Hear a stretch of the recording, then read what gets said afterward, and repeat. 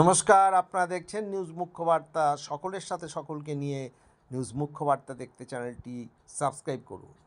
ভর দুপুরে দুর্গাপুরের 54 ফুট রাস্তার উপরে একটি চারচাকা গাড়ি একটি স্কুটিকে প্রথম ধাক্কা মারে, তারপর একটি বাইককে ধাক্কা মেরে নিয়ন্ত্রণ হারিয়ে সেই দোকানে গিয়ে ধাক্কা মারে এবং গাড়িটি একেবারে তুবড়ে মুচড়ে যায়।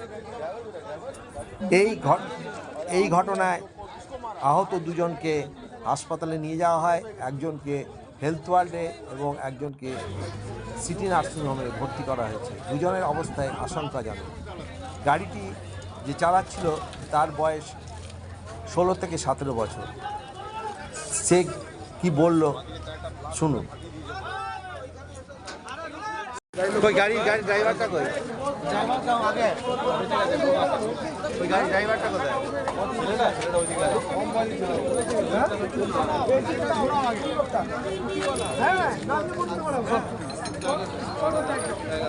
দেখি গাড়ির ড্রাইভার এই ছেলেটা